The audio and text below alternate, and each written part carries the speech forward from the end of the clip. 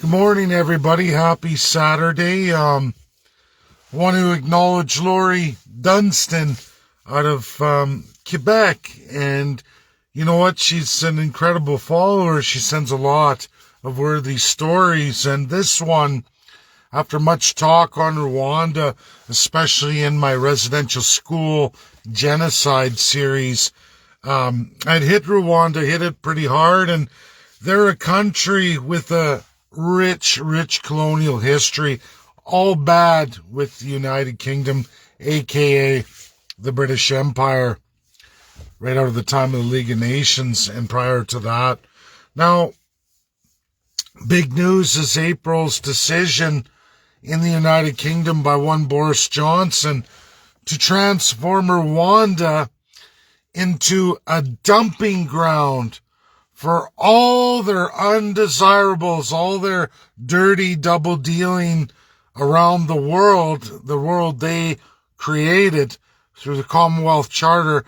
Now the savage Rwandan, folks, the savage Rwandan must eat all of the rejects out of the UK.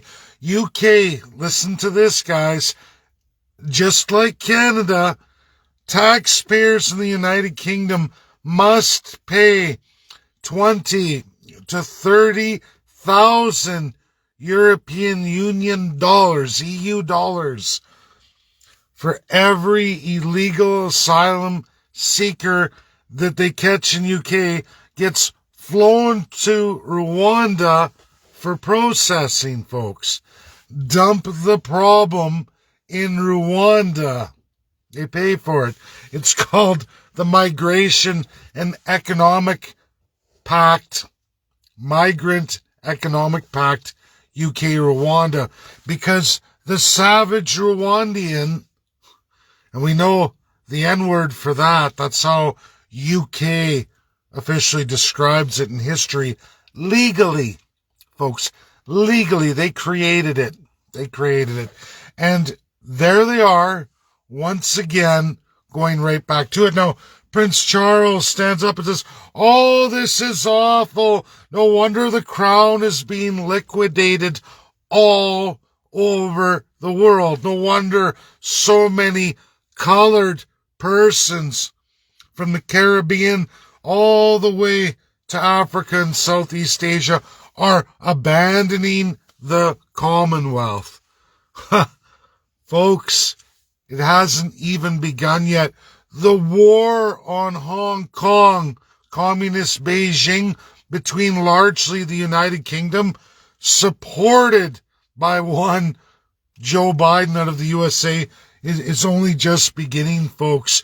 We are watching all over the Pacific, the Atlantic, countries walking away from the crown entirely, and not only officially the Commonwealth, countries who are outside of that but under the thumb of other Commonwealth countries. Solomon Islands, they want out.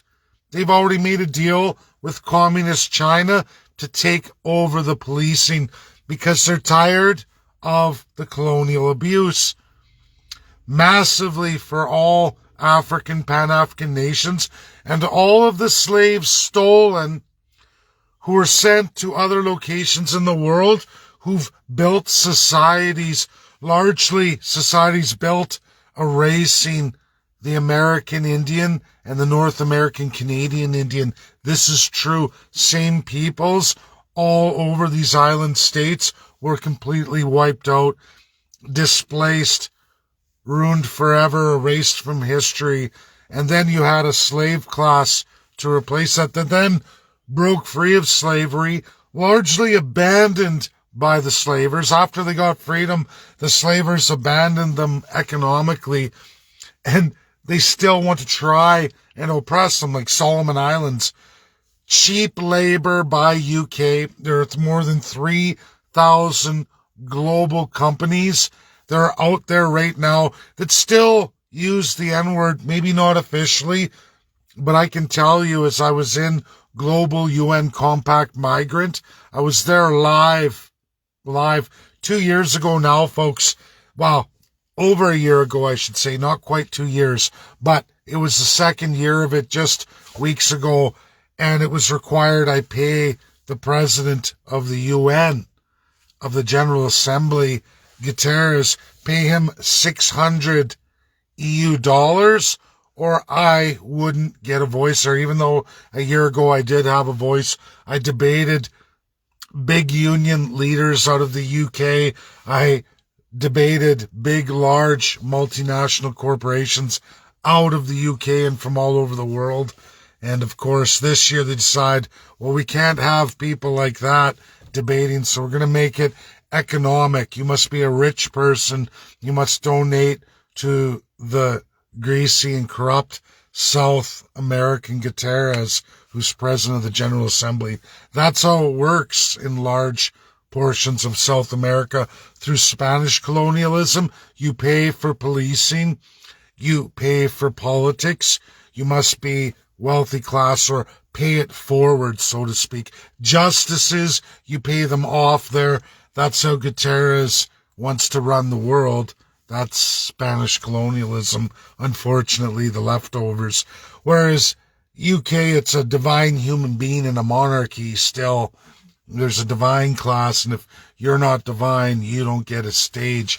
And it's sick, it's perverted. We're watching countries all over the world slowly walk away from the Commonwealth. There's 5 up and running now that want to leave, that are even going to make deals with communist China against the colonials.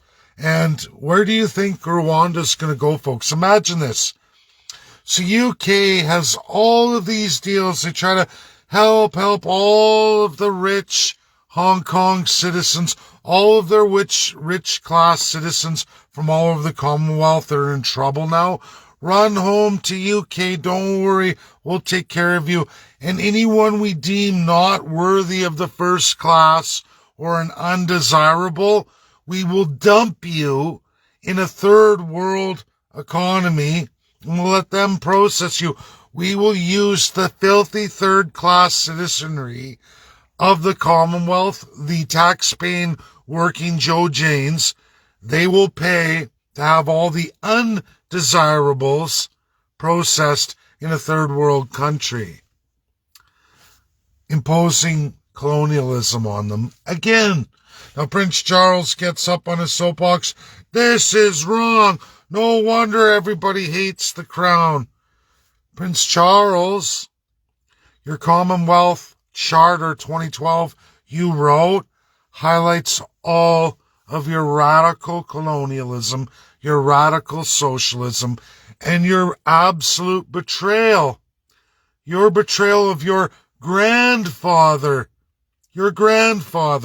King George VI. You betray him, you slap him in the face, and more than that, you slap the allies of World War II right in the face. Is Boris Johnson a piece of shit Prime Minister of the UK? Of course he is.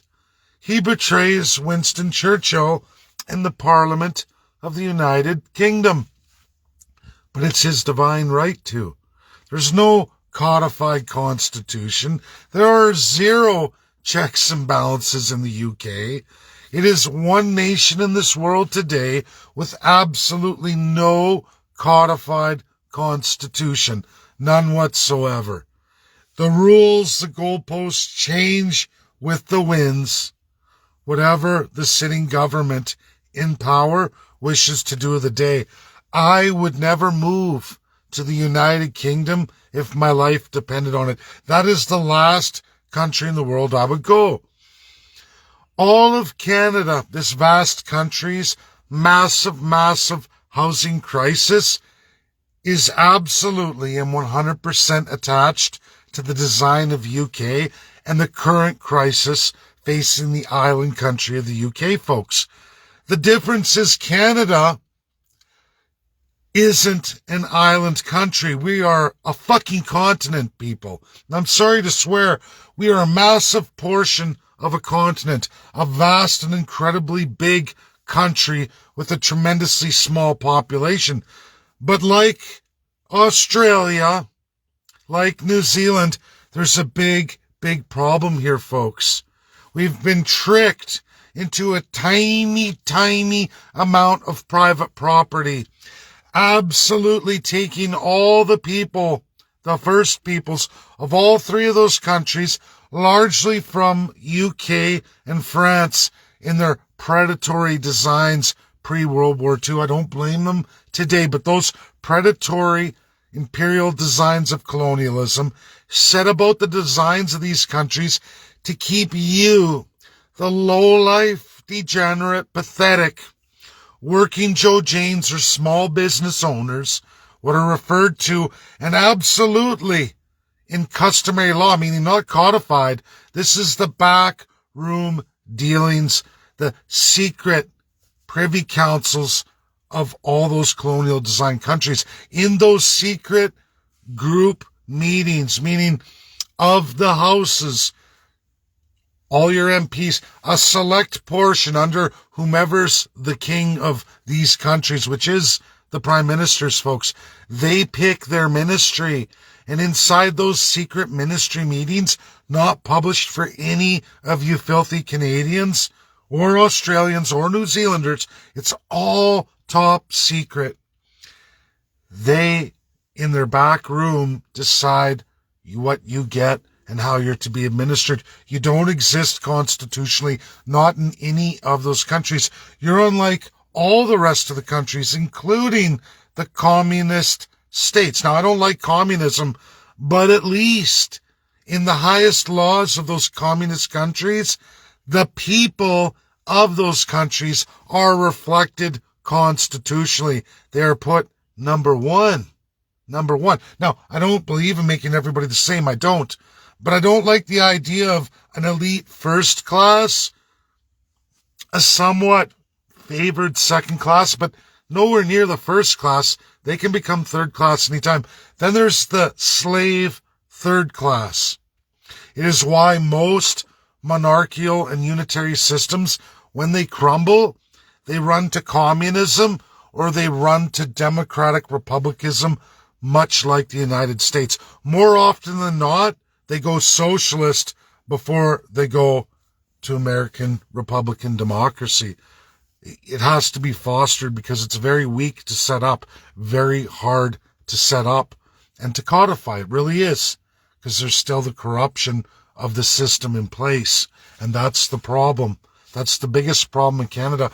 Folks, countries like Canada have limited property made available to the citizenry, and worse, all those savage peoples that the crown had stolen it all from to begin with. The savage person is placed in the least amount of land, and then the third-class citizenry must fight over a very small portion of the country. They are to reflect an island-sized UK in its density. UK royal family and that House of UK, they have sovereignty as stated in your country's constitution. This is all in the preamble of Canada. It's all in the preamble of New Zealand, and it's in the preamble of Australia.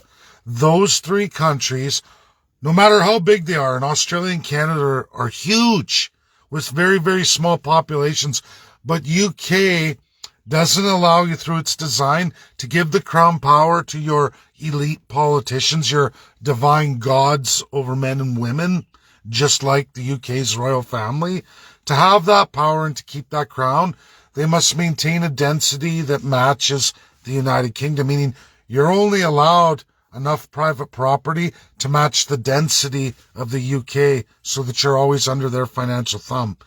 You're not allowed to have Canada made available to you. And all savage peoples designed in the crown customary law, meaning less than human being, savage peoples.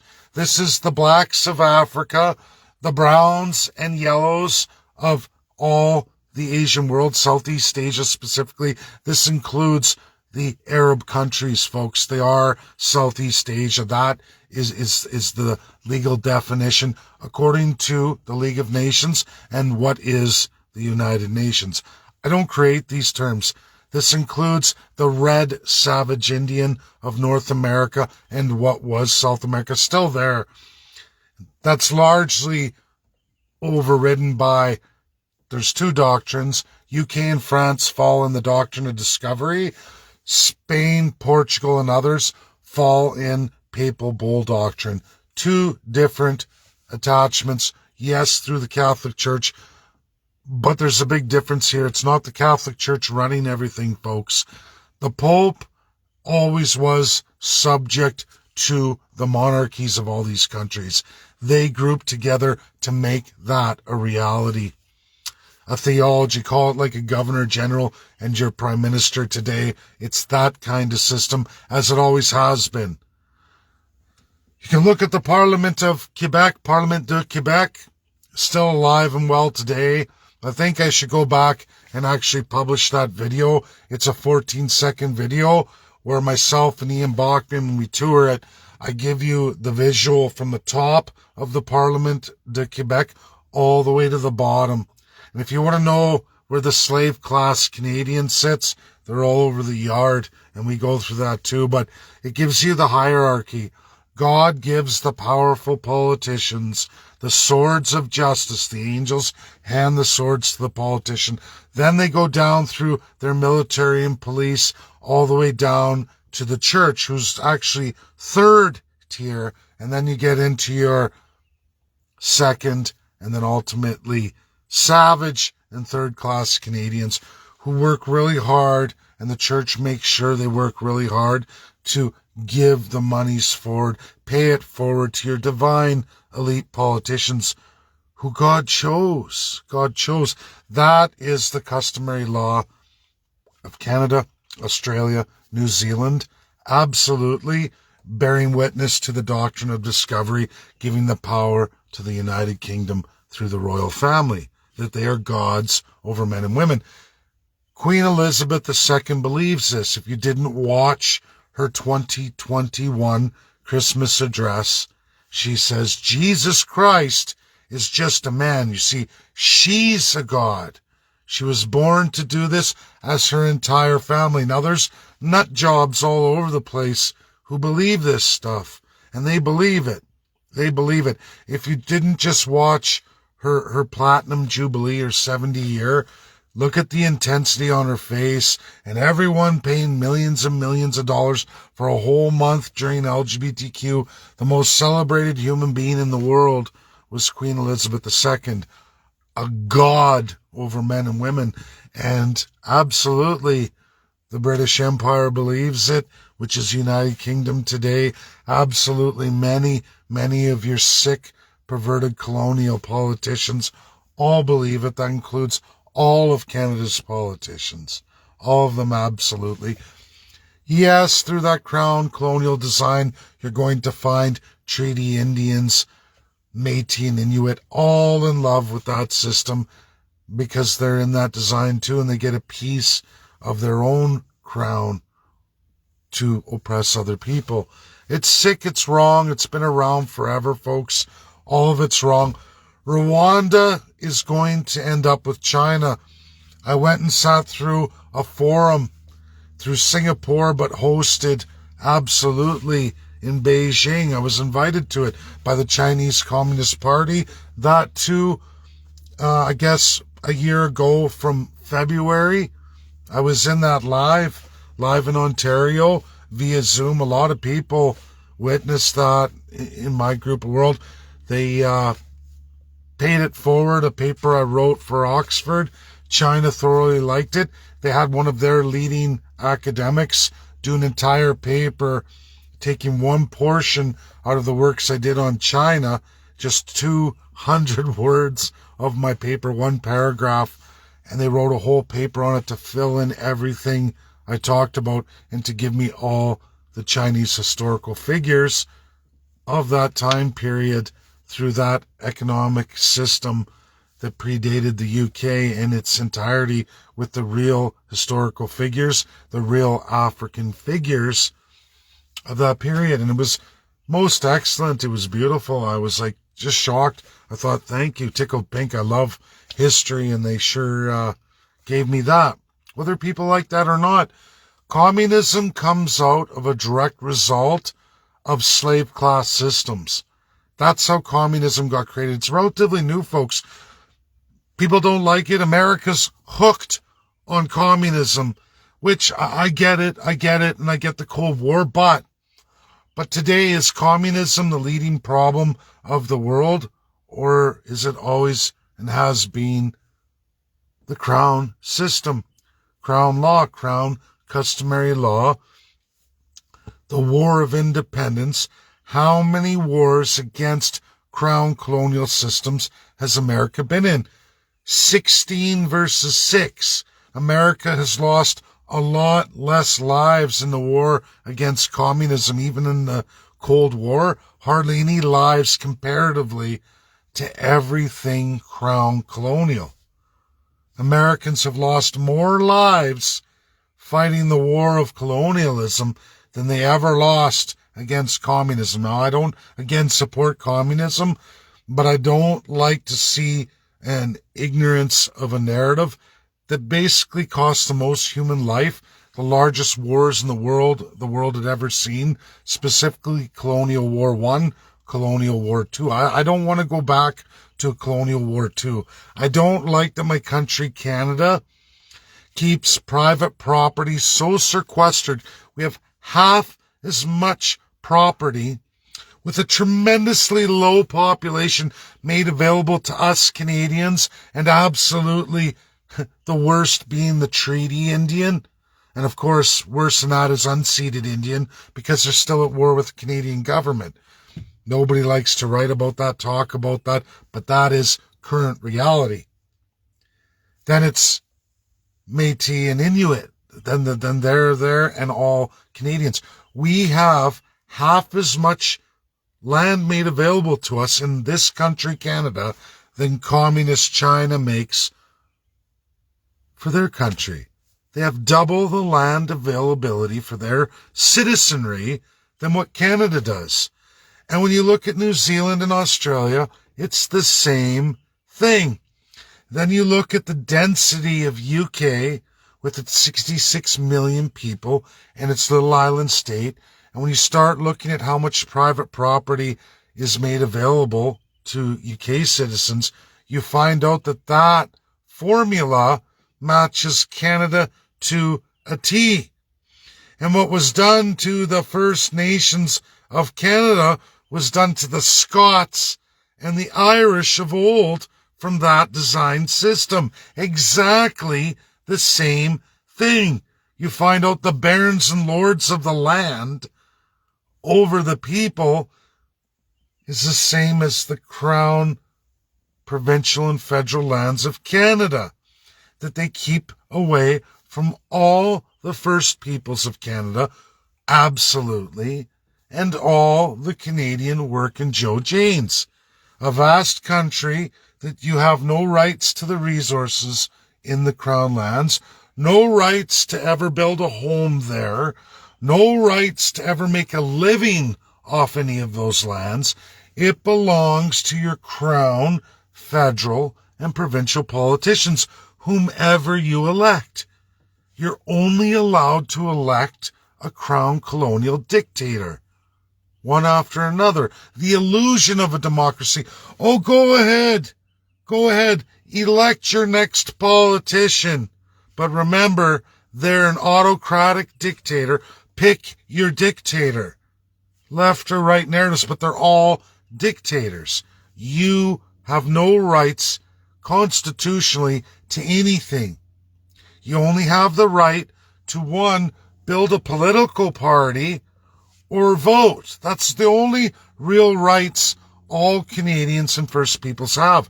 And even less for all the First Peoples, because if you're Treaty Indian, you're not allowed to have or collect any taxes.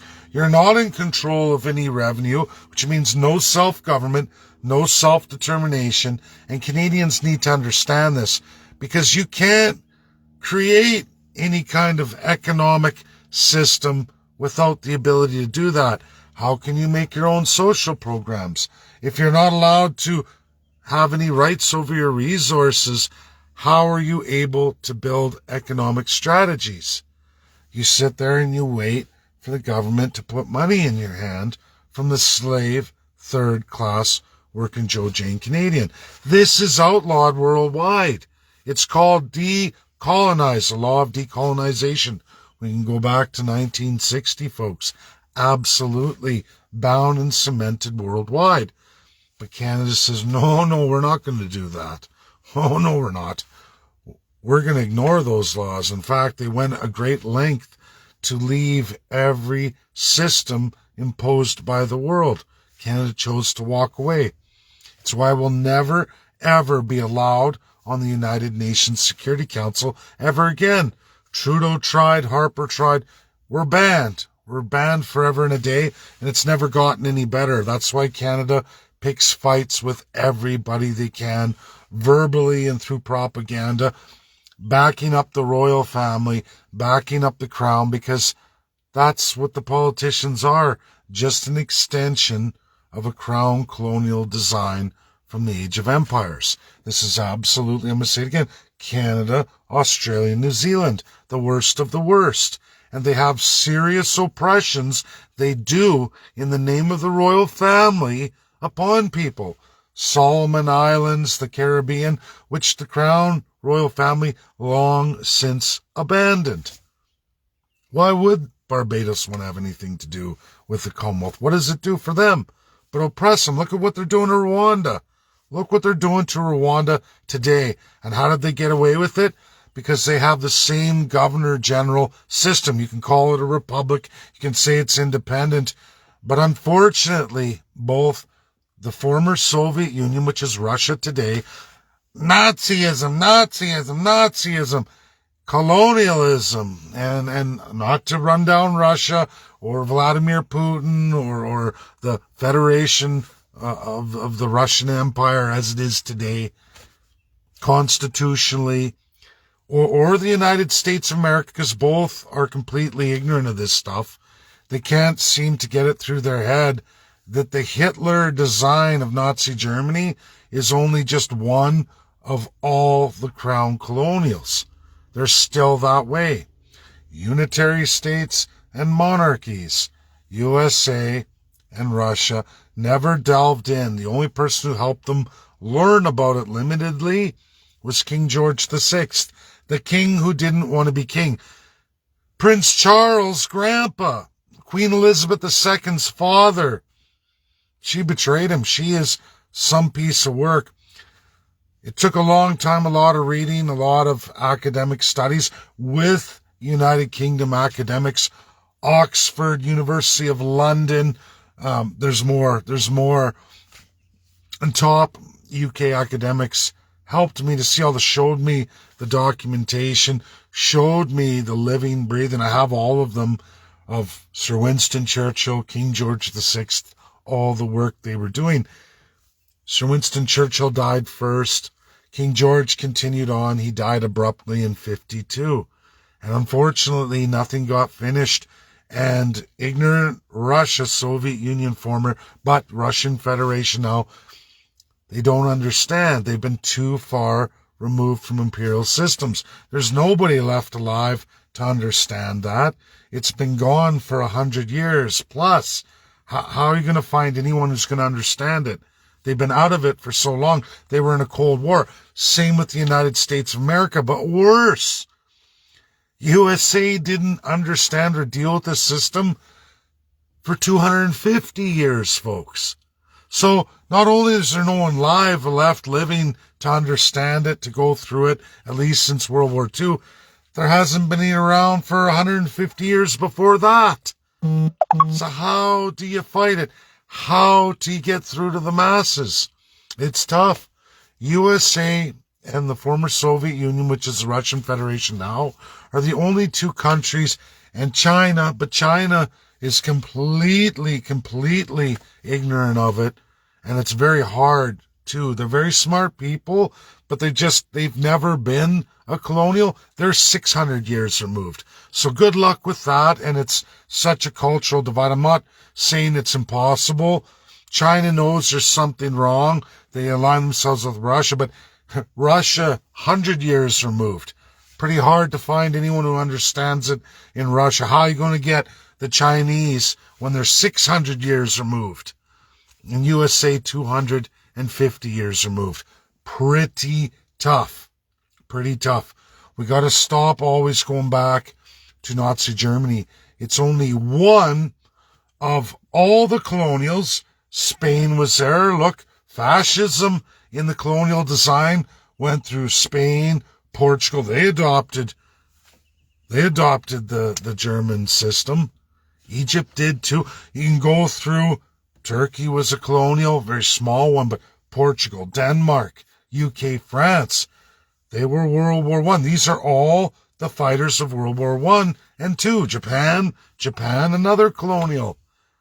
We just don't ever hear about the Asian side of colonialism. China never expanded its borders out going around trying to take over the world. Mongols took over China, folks. They took over China and went on a colonial mission across all of Europe. They almost took over the whole world, known world of the time. One of the most powerful colonials ever seen in history. And then the Japanese would be the next Asian to exploit the same thing. If you want to understand East and West Berlin, look at North and South Korea.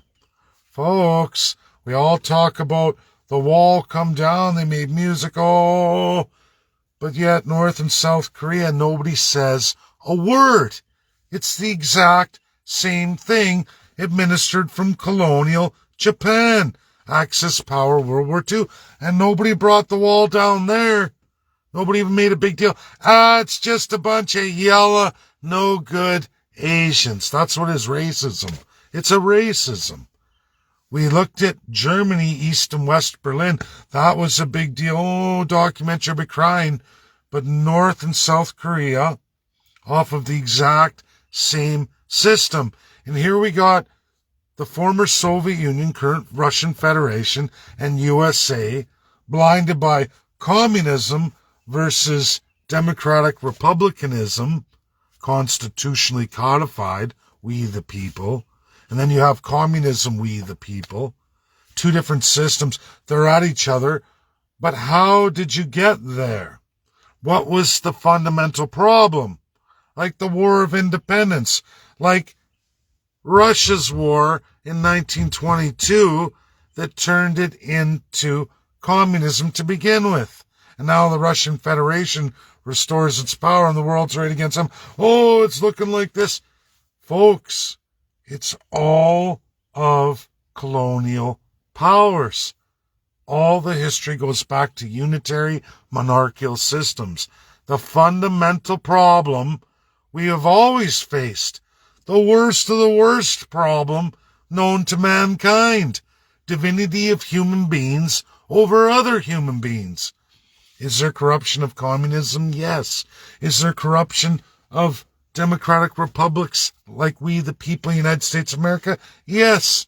They're not perfect, but they're nowhere near, historically, the destructive, inhumane reality of all monarchical systems and unitary states worldwide that are still in large majority, that are still running the show through filthy, corrupt, diseased minds like Boris Johnson and Prince Charles, who's going to be the next king of the Commonwealth. If you haven't read the 2012 Commonwealth Charter, the countries like Canada have sworn and bound when they said they wouldn't, like Stephen Harper, I won't do it. Signs it off. Oh, communism, don't worry, Canadians. I know 79% of you said no. Signed it off, no problem. When was that? Oh, yeah, 2012. Oh, yeah, the Atlantic Charter, or the Commonwealth Charter. And then you went full-blown communism into Canada, even though 79% of Canadians didn't want it. And for 2 years, you can read all the news stories. Harper, no, I won't do it. And then quietly in the media, he does it after signing the Commonwealth Charter, and it was shh. And the whole media goes like this. Yeah, there's a little story on back page, right under all the porno stuff. You can read this little paragraph where Stephen Harper signs it. Stephen Harper signs on. Stephen Harper signs our sovereignty and our trade away to China. Shh. That was the conservatives. And then right now, Aaron O'Toole in the media, everybody, I was cheated. The Communist Party was against me in the last election. Oh, well, of course they're against you, Aaron O'Toole. Stephen Harper signed away Canada to the Chinese, allowed them full investment and economic opportunity in Canada, even a portion of your security and communications, telecommunications, right into the fabric and national security of our country. You signed an agreement with them. Folks, it's the Canada-China-Sino deal.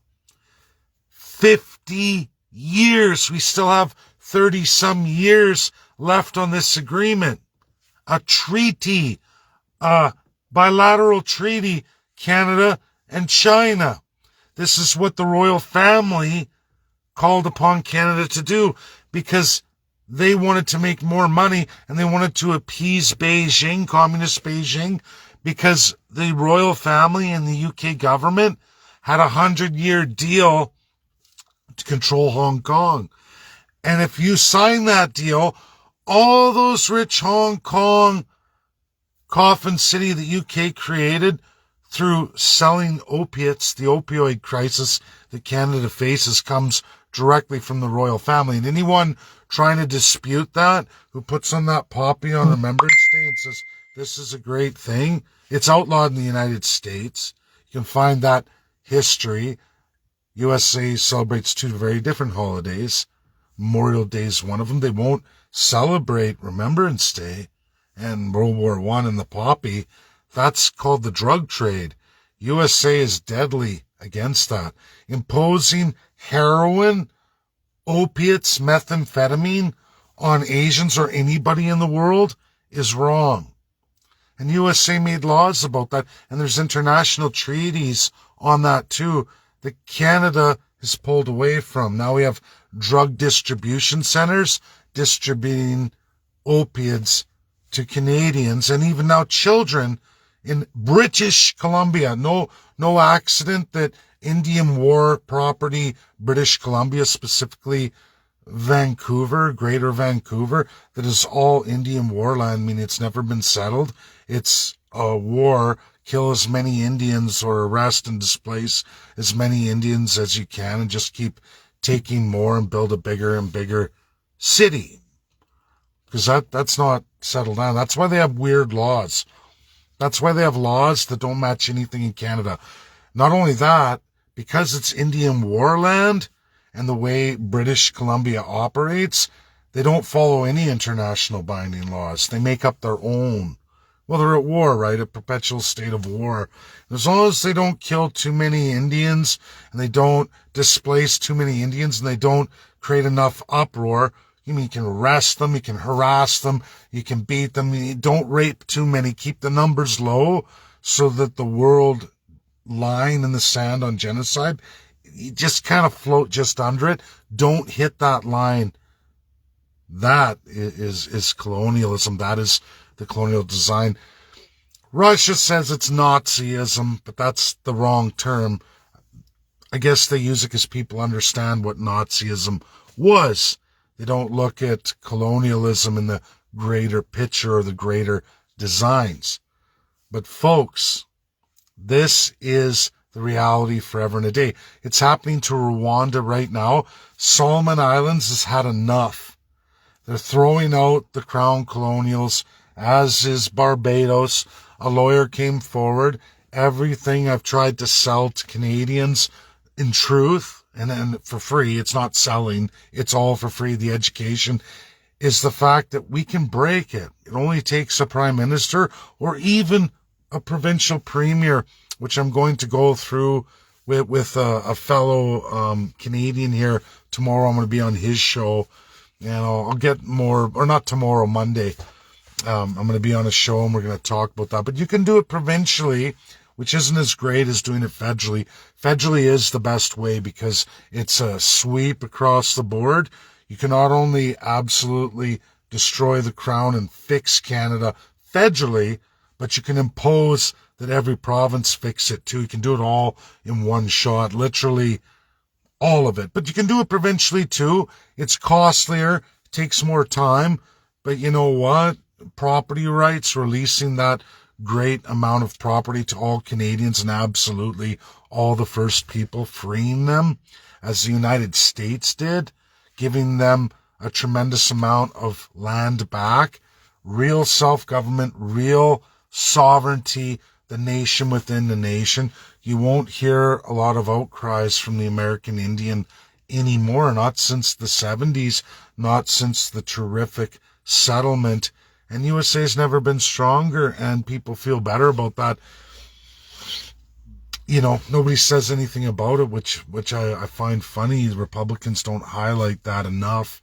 But, you know, I don't run the US, so I guess that's how it is. But Canadians can't see that they are limited in just how much property is out here, but you can't have it.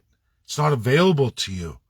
You're not allowed to utilize it in any way. It's only for the crown and their foreign global multinationals. The politicians fill their pockets, they destroy the land, and then they go, here, Canadian third class and savage Indian, here's the bill, you guys work it out. Or, hey, sorry, I've polluted your water. Water's not life for me. I don't give a shit. I've got millions of dollars in my pocket. I have a board position, even though I got thrown out of office. I'm going to continue on through either civil society, promises made by other corrupt officials, or it's corporate interests that I protected and sponsored have a job for me on their board, and I will be a tremendous multimillionaire for the rest of my life, and I'll never have to worry, want not, or waste not ever again. Never have to really work for any money. I meet once or twice a month. Don't really discuss much, but I get a tremendous salary every month for 1 day of work a month. I get paid travel, expenses, wined and dined for the rest of my life, and I just keep making money. And then all those who've been influenced by me go into politics, sponsored by me and my friends, and then they're the next politician. And you can look, guys, like Jason Kenney, for example, because I know Alberta the best. Jason Kenney took a whole bunch of the Liberal Party, the NDP party, from all over Canada. Anyone he had problems with, who lost the election, who got thrown out of office, Alberta Party mayors, Liberal mayors, who got thrown out of office by Albertans, who voted them all out in massive majority, sweeping majority, said, get out, get lost. Jason Kenney said, hey, don't worry, guys. I'll put you in my cabinet, my appointed positions.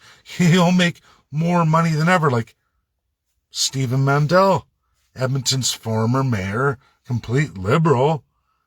Jason Kenney put him in the health ministry, gave him a massive title, appointed, massive salary, still there, 70-some years old. What the hell is the guy doing there? Albertans said, get out of office. We don't want you here anymore. Then there's a whole bunch of NDP that were thrown out. But Jason Kenney's like, don't worry. I have a ministry position for you that I've appointed you to. Don't worry. We're all okay. The crown rules forever. Let me do my mandates. Let me rape the Albertan forever and a day. Let me make a policy and platform, talk about all these great things. But in almost nearly 4 years, because it's less than a year before the next election, how many things that he promised Albertans did he get done? Well, hardly any. But he has a tremendous list of about 60 laws passed, a record amount of laws passed, not published or campaigned on, meaning his special interests designed them. I'm going to remove all labor rights for all Albertans. I'm going to cut all your wages and salaries.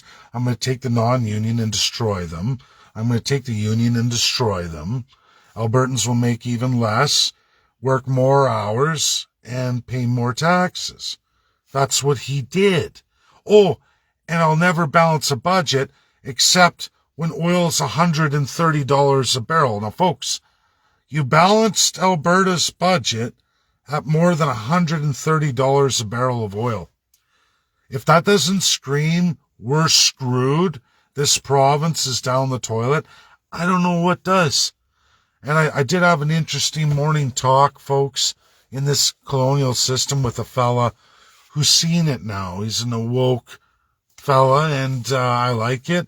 And he sees what has to be changed, and we're going to have a good discussion about that. I think Monday morning I'll do that. And it'll be very early, but that's okay. But folks, we need to start looking at everything as it really is. And the first thing is realizing what Canada is, where it comes from, and what continually rules us. The royal family, from the Atlantic Charter and preceding it, the Commonwealth Charter 2012, is what absolutely destroys us. Our Constitution gives away all sovereignty to a foreign power in a far-off land that allows your local government to keep that crown, keep all the land secured away from you, make all the money off that land, ruin the land, and hand all of you, the slave third-class working Joe Janes, the business owners domestically, the savage Indian peoples, Métis and Inuit, because it doesn't matter, they all are in that umbrella. You're not to have any of that land. You're to fight with each other and be divided. And you're to receive the bills and the costs to your children forever and a day for all the exploitation, not to your benefit. Because, again, since 1867, written in stone, you are not there. You're not there. The first class are to benefit. There's no we the people in Canada. There's no we the first people. And for all those talking about the one-page document from 1982, an attachment to the Constitutional Act of Canada, the B&A Act of Canada, there's 4 pieces to those acts, but it's one, and it's the highest law. And that design doesn't enshrine any charter. The charter is just like the Magna Carta of old. Who makes the king or queen ever be subject to any of that written there? The answer is never. They're the divine listed highest law of the land who get to decide how to administer from the Magna Carta all the way to the Charter of Rights and Freedoms, 1982. That is Justin Trudeau's current privy. He looks at the charter, preceding it and after it, and through the whole design of rules of governance, how to govern, and accountability, which there is none, gives him the ultimate authority, with all the power over the Supreme Court of Canada, ultimately all the power over the highest superior courts of every province and territory, gives him all of the justice system, all of the military and all of the police through his crown designates that he appoints, basically, or he appoints those sworn to him who make others be sworn to them, which is ultimately sworn to him. And it doesn't matter who you elect. This is the autocratic dictatorial system. It's not democracy. You get to democratically elect your dictator. Your dictator who removes you from this vast country and says, you will get none of it. You will get a small piece. And I get to enforce taxation without representation at will on you. I and all my friends and all my foreign power friends will extract from this country everything. And all the destruction done is the bill handed to you and your children. Isn't that a good deal? Isn't it, we, the divine politician, isn't that a great constitutional system? Me and my versus all of you, the savage, low-life slave or savage human being. That's all there is. That's what your Constitution promises all of you, the peoples. First Peoples and Canadians alike. That's all you're promised. Now, you can swear the oath to the first class. There's a small portion of the Canadian population that gets to fit those roles, but sorry, for the 99 other percent of you, there's just not enough room. There's only enough for first class, 1%, 1% of the first class. That's all there is. Everybody else, and even though it's in the public sector, which puts them beyond the 1%, as long as the slaves obey, the slaves work and pay the taxes, you'll be taken care of. But remember, there's only enough lifeboats for so many. 1%, which is that first divine class. Everybody else, that's it. Sorry. People think this is a good system. I think you need to read your history lessons. Look at which governments and all the problems of the world. Look at the War of Independence in the United States of America against colonials. Look at World War I, all colonials. World War II, all colonials. We can go on and on through all the terrific wars. The most American lives lost in the history of the United States is all against colonials. Communism, very, very small. It's like this. I'm not saying the Cold War. I'm not saying that East and West Berlin, the Berlin Wall. I'm not talking about North and South Korea. Yeah, those are tragedies on this earth. But folks, worse than that is the colonial system. Entirely throughout all the 500 years of those monarchies, those unitary states that exist today are still the world's greatest problems. Ukraine, unitary state, trying to go with the monarchical system. Didn't work out. Doesn't work out for the former Soviets. And go look at their history. People don't want to hear it. I don't want to. The Crown told me you're wrong. The Democrats told me you're wrong. Okay. Same people who say the convoy protests are good now say Ukraine good, Russia bad. But mandates from the liberals are bad. But the liberals are the ones telling you that this is good. Same with the conservatives who didn't support you at all. We see this rinse and repeat, this abuse, this division. It was done against religious freedom right now. That's the one. But then there was sexual freedom. Homosexuals, and look what the government did to them. Then there was those mentally disabled. Look what the government did to them. Then there was those who were deaf, handicapped. Look what the government did to them. Not mentally deficient, deaf. They had to be neutered. They had to be subjugated. They had to be picked on in society. All these people share the same thing. Your government of Canada, over and over and over. There was the Japanese internment. There was the Ukrainians. And the current and worst one, the savage Indian forever and a day. Police kicked in their doors, took their children from them by force. If you resisted, you were beaten, arrested, or even raped in front of your children. It happened in Canada by the RCMP, ordered by the Crown. Medical experiments done to all kinds of people throughout the history. Canadians sit there. I have tons of Ukrainians in my family. And what's nice about being a fifth generation Canadian, specifically Albertan, and family history in the Ukrainians in my family, they all remember. My friends in the same boat, same real Ukrainians who built this country, when they talk about Ukrainians built this country, they will tell you what happened to Ukrainians in those time periods, turn of the century leading up to World War I, what happened to all Ukrainians in Canada, specifically Alberta. I know my history. I know my country's history.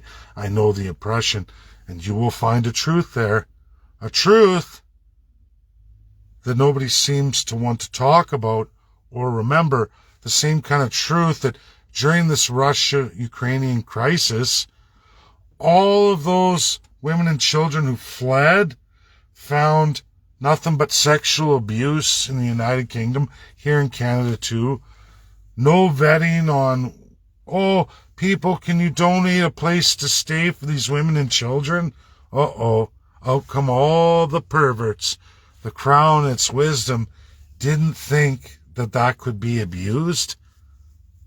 You didn't think that sick perverts like the crown system itself were going to come out of the woodwork to exploit Ukrainian women and children coming out of refugee status? Of course they were going to. And they did.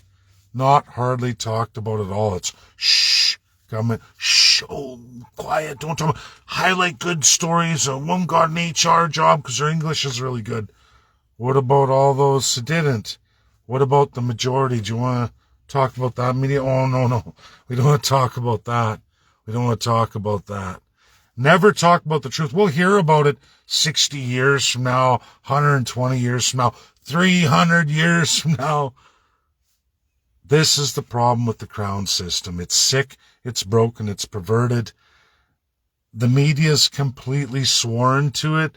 We have the most propaganda media. Currently, the United Kingdom, when you look at all these crazy National Enquirer, all these silly publications, in mass majority, you see it in mass majority, comes from colonial systems. Where do you think all these conspiracy theorists come from? They come from systems of government who are compulsive liars themselves. So the citizenry becomes compulsive lying. When you don't understand something, you just make it up. Your government does. You're institutionalized into it. I'll just make it up. I'll make up whatever I want. The government does. They taught me. Just like people wonder why is everybody screaming their head off? Have you ever watched a parliamentary session? People say I'm crude and rude. Well, they do the same thing about bend over and taking the other. They were just doing that in Parliament here just yesterday, live in Parliament. And if you haven't been watching parliamentary sessions or your legislature sessions, these people are right off the charts. Look at Michelle Rempel, right off the charts. Way out. Now, no one can comment on her Twitter. She's locked everybody out. She's gone right off her rocker. They all have. Trudeau's off his rocker, always what says his daddy. The society's just ruined. I was talking today, we talk about religious morality, religious laws, Old Testament stuff, Moses, the Ten Commandments. These are laws that were made, yes, largely by theology, but because human condition, we will pervert ourselves. We will pervert ourselves. If you leave the human condition alone, we pervert ourselves and we go animalistic. Human nature. You have to set up laws to regulate people. You have to have a rule of law. The way you do that is definitive of how good a society is. And ours isn't very good at all. And people say, oh yeah, Canada's great and wonderful. I don't know. The cities are loaded with drug addicts. We have nothing but human rights violations everywhere. People aren't happy. We don't have any real property rights. There is no water is life. And they say, well, but look at all the wilderness. Okay, yeah, but look at the situation of the cities, the Great Lakes, the major rivers of Canada, completely toxic, completely ruined. Look at how many people are addicted to drugs in Canada, how many people are absolutely morally corrupt. It is biggest now than it's ever been in Canadian history. That's a fact. This country has not gotten better. It's gotten worse. And you can look at statistics and it proves a point. And it's all on lines like this, or like this, where it's getting worse. Like agriculture, whoop. Drug abuse, whoop. Goes on and on and on. On and on and on. Folks, share the video. Get it out there. The truth is what's important. People need to understand this stuff. The world of Commonwealth countries is coming to an end, and Prince Charles playing the role that we got to let them go and we support that. That's an absolute lie. It's an absolute lie. He doesn't support that at all. and neither does Boris Johnson. They work together. They may play off each other, like when Prince Charles realizes that Boris Johnson is about to lose his power base, that now he's a very unpopular prime minister, not quite where Jason Kenney is, but about 7 points above. When you look at Boris Johnson's leadership review, he finished at 57%, Jason Kenney 51%. Now, Boris Johnson's hanging on by a thread. Now, the beautiful part about the royal family for them is they just pick a new one. Who do the people like? Who will the people vote for? Oh, that's who we're going to put as our moral champion, who we're going to put our influence behind. Must be nice. Never have to be voted in. Always the divine human being. Flip-flop from prime minister to prime minister. You're a divine human being. Everybody listen to me. Countries swear their sovereignty to me. He holds tremendous power. He will. His mummy's got it right now, but he will be holding that power, and I can promise you, Commonwealth Charter 2012. Go read it, folks. Then read what Boris Johnson did for Prince Charles 2021 with one corrupt Joe Biden, United States of America. Sign away to the crown all of your independence in a socialism called the Green New Deal. Read the New Atlantic Charter between USA and UK treaty, and then go read the 1941 transformation, which means it's scrapped, which gave everybody sovereignty and freedom and was the basis of the Allies of World War II. It's gone. It's been erased. Joe Biden erased it, and in its place he put environmental communism, or divine power of an elite first class, into a socialism, much the same as a global communism. Nobody sees this as a big deal. And all those under the 2012 Commonwealth Charter must accept it, must allow the royal family in the UK to run all their international affairs. Read the Atlantic Charter, or the Commonwealth Charter, 2012. Stephen Harper signed away. He said he never would. He made a big fuss for 2 years, and secretly, on the back page of every newspaper in a small little paragraph, Stephen Harper signs off on the Commonwealth Charter today. Check. Wow, that's journalism, right? We have first page news that I won't do it. I'm only here for Canada. I care about Canada. And then I signed off on the Commonwealth Charter 2012. Shh, thanks, media. Just keep it real quiet. We told everybody.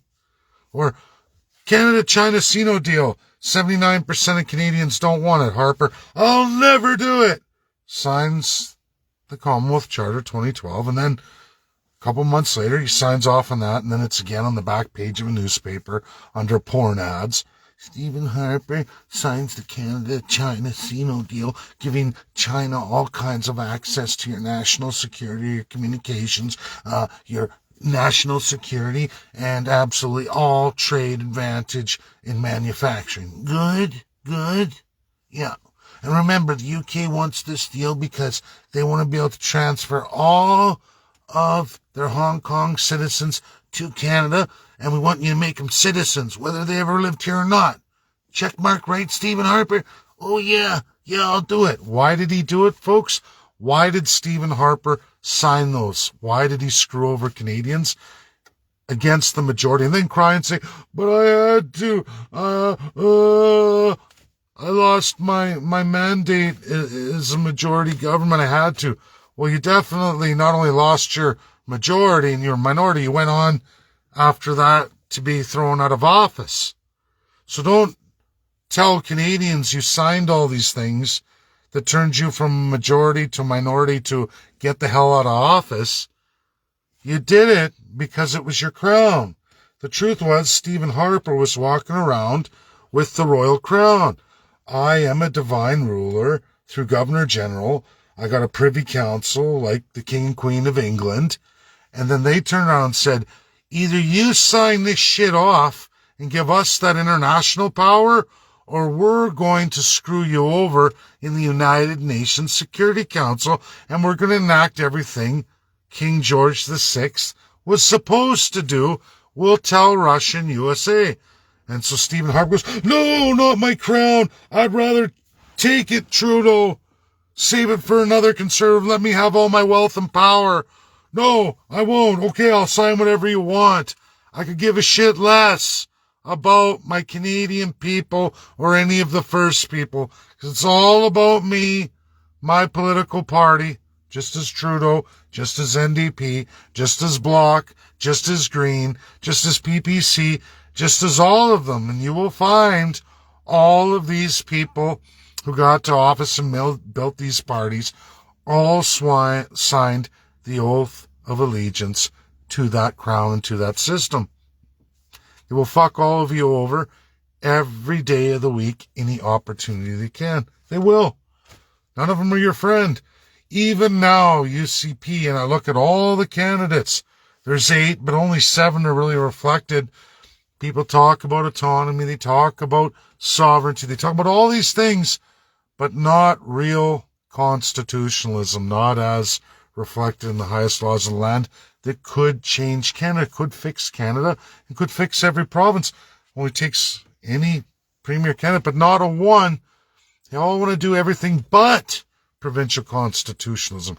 I'm going to make an act that gives you sovereignty, or I'm going to make an act that's going to give you autonomy. I'm going to make, but nothing real, nothing that's bound and constitutionally protected by the highest law of the land, the Canadian Constitution. The only thing protected in the highest law of the land that I'm going to talk about for all those candidates running, all of them, is provincial constitutionalism as highlighted in the highest laws of the land. Good friend Richard Albert, Director of Law for the state of Texas, a state almost the same population as Canada. Almost, just one state. And he's the Director of Law for the University of Texas. Not a small feat, guys. That's huge. It's huge. Smartest Canadian in constitutional law that Canada's probably ever produced, and he's living and alive today. He gave a tremendous presentation. I'm tagged in it with all of the Canadian media. I tried to share it with all of you, and you know what happened? Facebook and Canadian government decided I stole that. It's not my intellectual property, and there's no way Richard Albert would ever give me permission or be my friend, even though we do all kinds of projects and we work together on things well, we at least discuss things all the time. We're really good friends. There's a big community of us that do this all over the world. But I'm not allowed to share that with you guys because the Canadian government says, listen, it's not true. You're not going to do that. We're not going to allow that to go through. Nobody even bothered to contact Richard Albert. He's a good friend of mine. He's on my Facebook. We've Zoomed so many meetings. We've done so many things. I mean, he does his projects. I do mine.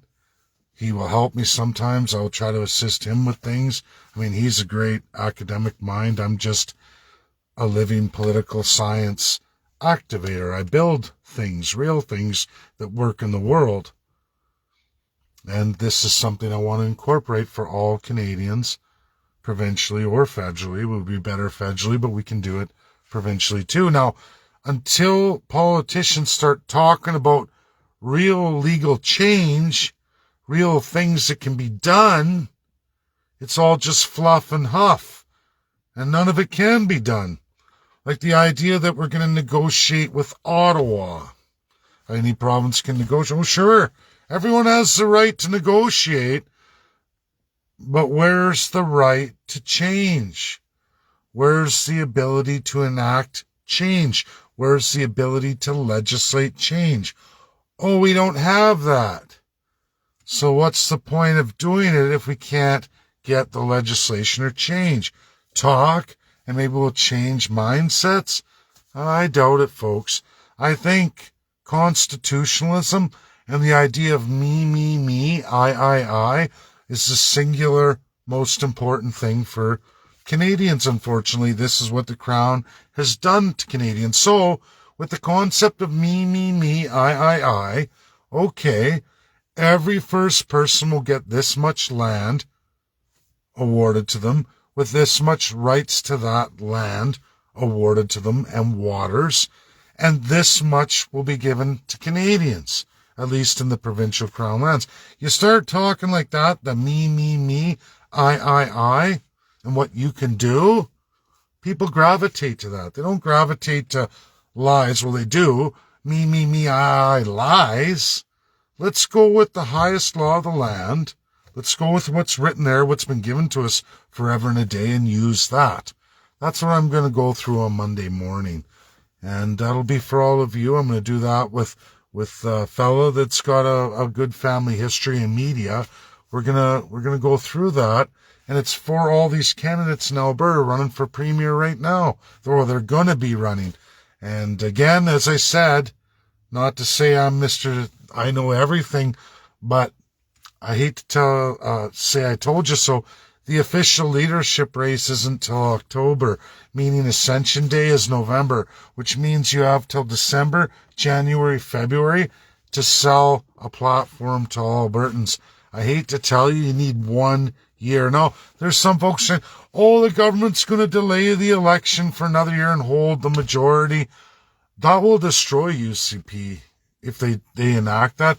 I don't believe that is in any interest of any government to hold on to their majority and delay that transition of democracy. Because again, Canadians only have 2 official rights. And if you take away the right of an election, you're going to lose even more Canadian electorate, at least in the province of Alberta. And I think that will be definitive destructively for the Conservative Party if they were to delay that democratic process. Again, the only 2 rights that Canadians federally or provincially have is to vote for your dictator or build your own party. That's the only 2 rights you have. Thanks, folks. That's my video. Share. Get it out there. There's a lot of information here, a lot to go through. I still have works to do. It's hard writing. I keep scrapping this. I keep rethinking this. I need to send out a big email as well, too, to the First Peoples we have been in contact with, our team and everybody else. It's a lot of work. It's hard. And Jonathan, I see you there. It's hard, man. I'm trying to articulate both, and for Ian and Suzette too, and Joe, you guys, I'm sitting here, and we have a lot of people who want to come on board with us, a lot of First Peoples. So it'll be fun vetting the new people, and I can't wait. And I like that we're going to be doing this East and West. So I'll take the group in the West, and Jonathan, you're going to lead the East there, and we'll have more people to the team. It's going to be great. But I am struggling, Jonathan. How do I articulate this the right way to try and keep it positive? I'm telling everybody, I know a lot of people don't understand because I haven't really come out with what works we've done yet publicly. I have to wait till the 28th comes and goes, and I'm sorry. I know people are like, what are you talking about? And I see all those comments. But folks, it's I don't want to send to the Allies any negative stuff or stuff that's not their works, because they don't want to hear it. They don't want to hear any drama. So I have to be careful how I email, and I know that the First Peoples and the Chiefs are going to require an answer, but it's hard because I have to incorporate world powers in this, at least to some level. There's a basic level that we have to have CC'd in that, and they don't want to hear the shit, but then the Chiefs need to hear the shit. So it sucks. It's hard, and it really hurts because it's wasted so much of my time, energy, and time we don't have. So that's where I'm at, guys. I know I'm quiet, but I was writing yesterday, and then I stop. I don't like this. No, that's not going to work. And then I start writing another one, get it kind of done, and then I turn around. No, that's not going to work. So I'm getting there. push come to shove, it'll be done tomorrow or Monday, very latest. I always work well under pressure. I just don't want to screw this up. That's the hard part. I know you struggle too, Jonathan, so you understand. Like, we have to get that out. We have to answer the Chiefs, put up a defense, but we can't piss off the Allies or look foolish in the eyes of Allies because they don't want to hear this stuff. They don't want to hear interpersonal stuff. They just want the facts of it. But if you just do that, then the first people are like, why don't you answer us? Why aren't you answering that? It's like, because we can't. The Allies don't want to hear that crap.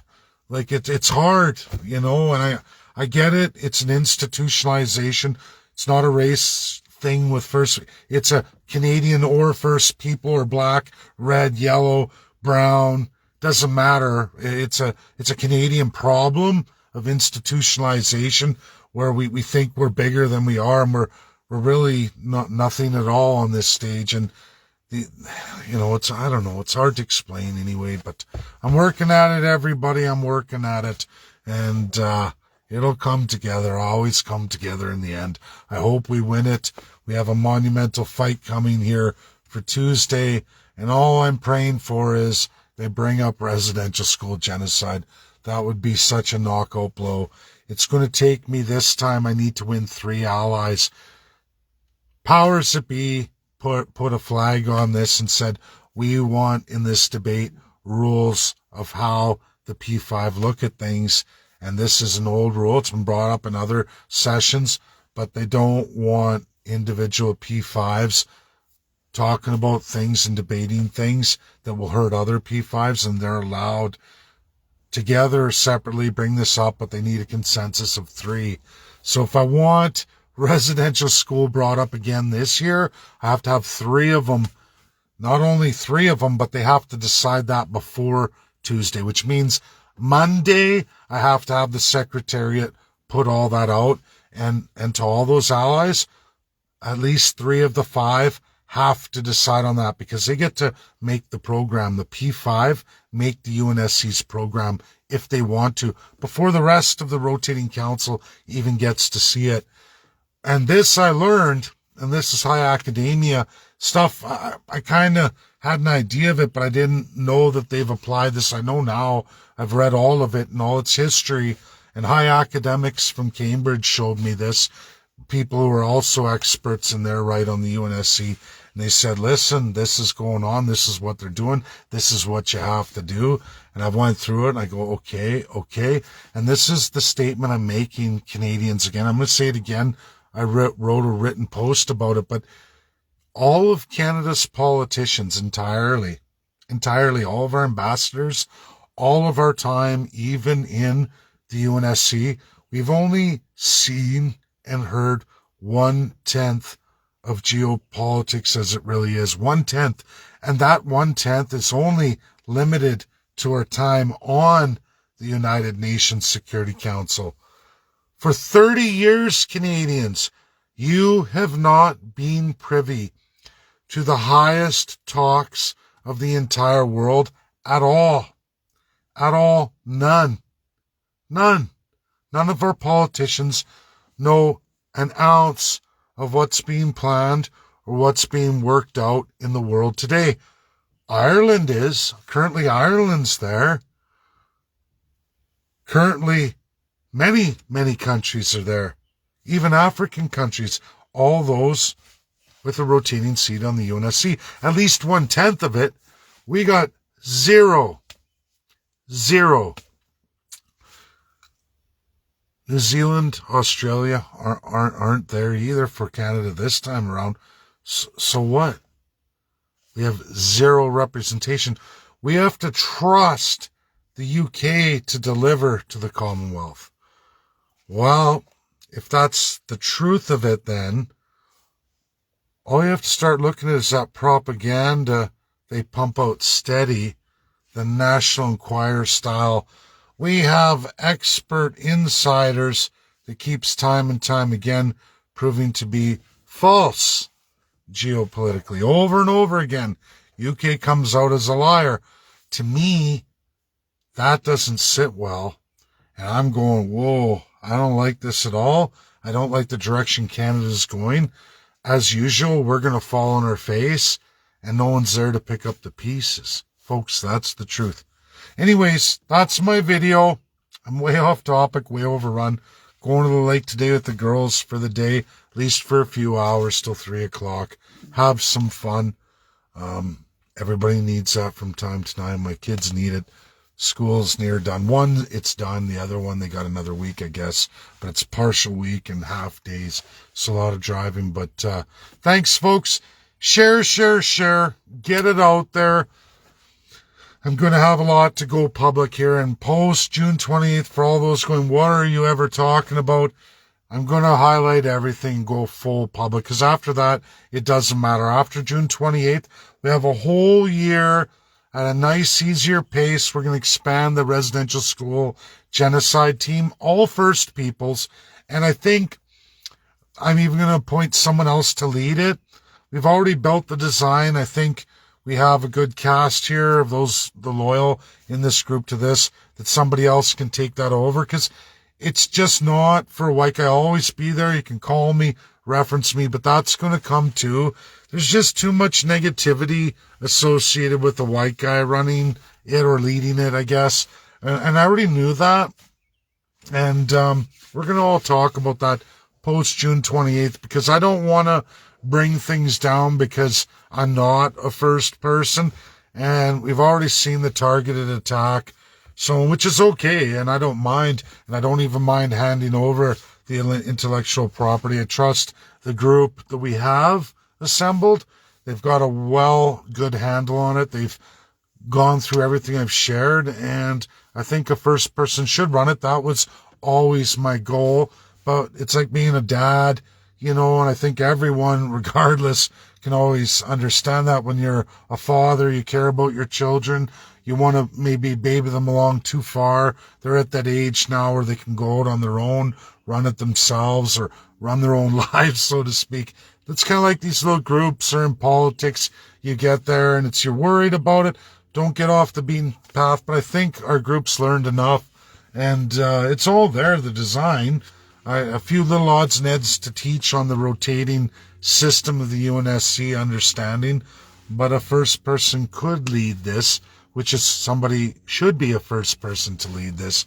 And I think that's what we're going to have to transition into, and that will keep it alive forever and a day. And then that way, you know what, take your racism, your political attacks and shove them up your ass. It isn't going to work anymore, because I've already turned it over to a real first person who doesn't have any of that in their track record, and they're a first person, which is what this should be run by anyway. It was always just about education and truth for all Canadians and all First People. So, like I said, that's where we will be going post-June, and I'll still work with people, and I'll always give insight or help, or, but maybe we need a new person leading this portion of it. I got to get back into the political side of it too. It'll just be somebody else's baby, and a first person should be that person. I think with the team we have through this whole journey together, so close each and every day, especially these last 2 months, especially just been brutal and grueling. I trust all of you, and I think we're going to have that talk here next week. And so it's exciting. It's good.